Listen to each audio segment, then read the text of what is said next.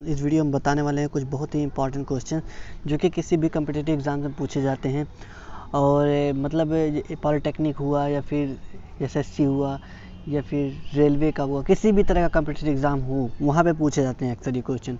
अगर नहीं भी पूछे जाते हैं तो ये अपने माइंड में ये समझ लीजिए बेसिक नॉलेज के तौर पे आप इस वीडियो को देखिए, आपको सब कुछ समझ में आएगा। देखिए मैंने बेसिक क्वेश्चन से उठाए हैं, वो भी बायोलॉजी से रिलेटेड। ठीक है, चलिए वीडियो को स्टार्ट करते हैं। देखिए हमारा पहला क्वेश्चन है रक्त का थक्का जमाने में उपयोगी विटामिन है। क्या ये क्वेश्चन महत्वपूर्ण नहीं है? बहुत ही महत्वपूर्ण है, हो सकता है कई बार आए भी हैं ये क्वेश्चन। ठीक है, तो देखिए इसका राइट आंसर हमारा हो जाएगा विटामिन के। यानी विटामिन के क्या है? रक्त का थक्का यानी ब्लड क्लॉटिंग में हेल्प करता है। ठीक है, ब्लड क्लॉटिंग में हेल्प करता है।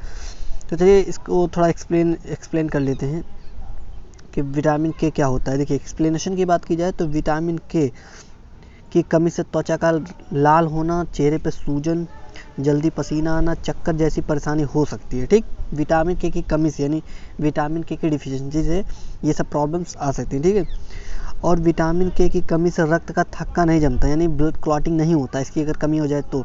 विटामिन के वसा में विलेय विटामिन यानी वसा में घुलनशील विटामिन है। ठीक है, एवोकेडा, कीवी, हरी पत्तेदार सब्जियां विटामिन के अच्छे स्रोत हैं। ठीक, आई होप आप लोग को इतना समझ में आएगा। चलिए दूसरे क्वेश्चन की तरफ बढ़ते हैं हम लोग। दूसरा क्वेश्चन हमारा है मानव शरीर में कौन सा अंग यूरिया बनाता है? तो इसका हमारा राइट आंसर हो जाएगा लीवर। लीवर हमारा क्या बनाता है? यूरिया बनाता है। चलिए कुछ एक्सप्लेन देख लेते हैं इसका।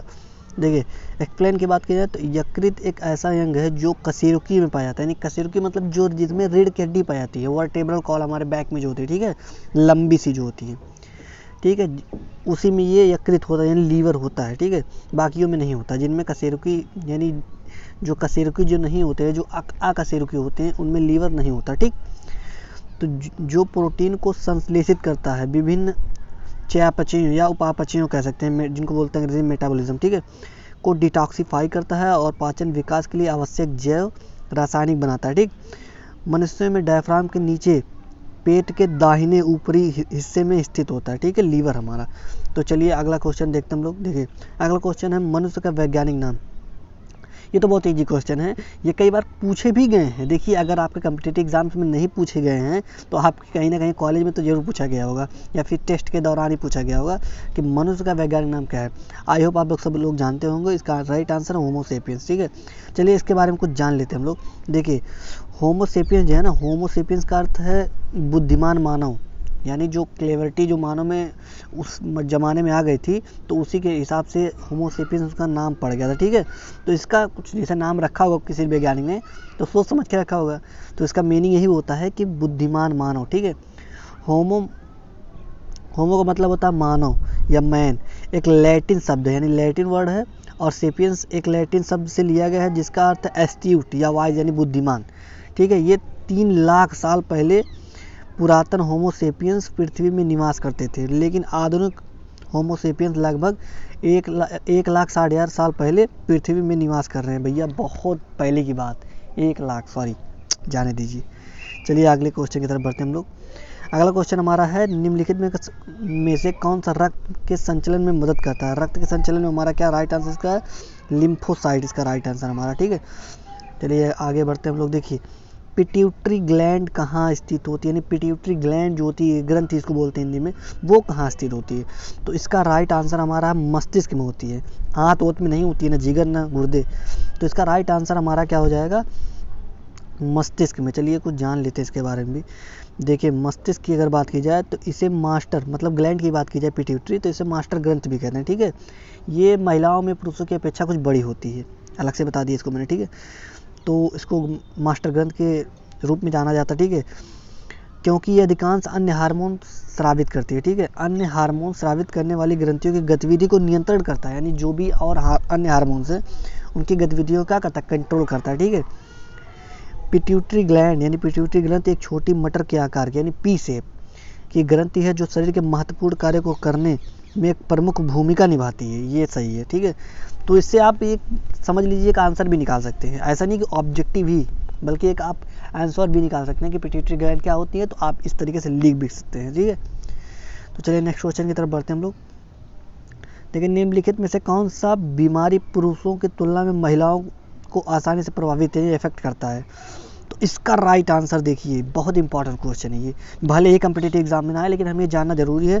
इसका राइट आंसर हमारा दिल का दौरा, यानी हार्ट अटैक। आप देखते होंगे मेरे दोस्त कि हार्ट अटैक एक ऐसी बीमारी है जो यानी जो मतलब आदमी जो होती है उनको ज़्यादातर होती है। महिलाओं का कभी आपने सुना है कि हार्ट अटैक से मरी है? नहीं सुना होगा। तो चलिए कुछ जान लेते हैं इसके बारे में। देखिए, आपके हृदय की मांसपेशियों को सर्वाइव रहने के लिए ऑक्सीजन की आवश्यकता होती है, ठीक, ये तो राइट है।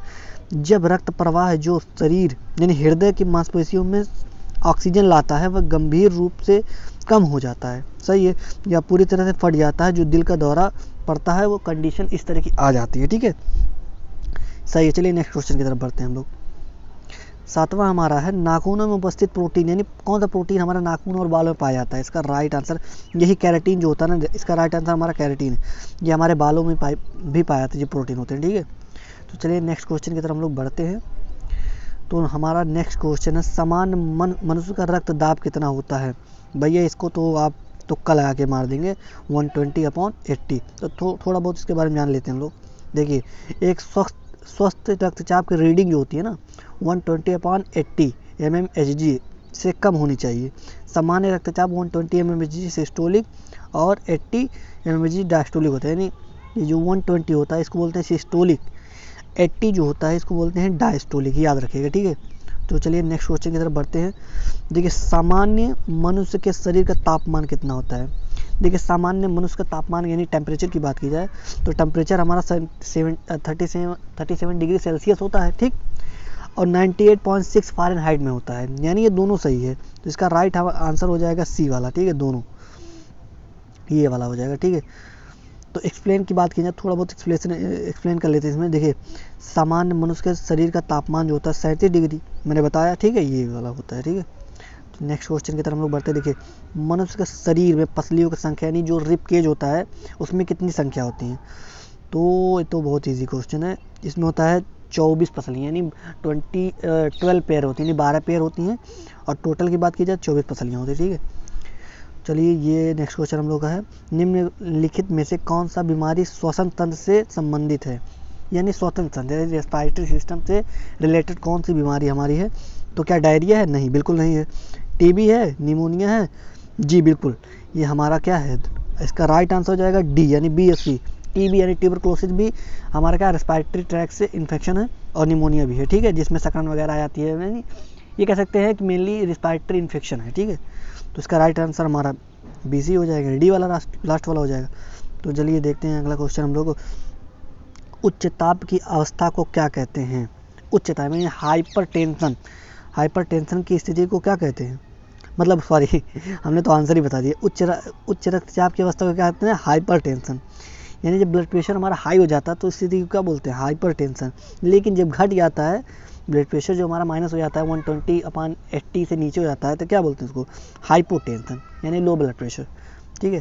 तो चलिए नेक्स्ट क्वेश्चन हम लोग देखते हैं। देखिए, फेफड़े का आकार होता है, यानी फेफड़ा जो हमारा होता है लंग्स, कौन सा आकार होता है? इसका राइट आंसर है शंकुआकार, ठीक है, शंकुआकार। नेक्स्ट क्वेश्चन की तरफ हम लोग बढ़ते हैं। जीव विज्ञान शब्द का प्रयोग सर्वप्रथम किसने किया? देखिए ध्यान से क्वेश्चन बनाता था, बहुत होशियारी बनाता है एग्जामिनर। देखिए यहाँ पर जीव विज्ञान शब्द का प्रयोग पूछ रहा है, तो जरूरी नहीं कि अरस्तु ने किया है, कोई दूसरा भी कर सकता है। जिसका राइट आंसर लैमार्क और ट्रेविनस ने किया था। इनके जन्मदाता अरस्तु हैं जीव विज्ञान के, ठीक है, फादर ऑफ जूलॉजी, ठीक है, या फादर ऑफ बायोलॉजी। तो बस तब तक के लिए इतना ही, मिलते हैं नेक्स्ट वीडियो में, तब तक के लिए इतना ही। Thank you very much.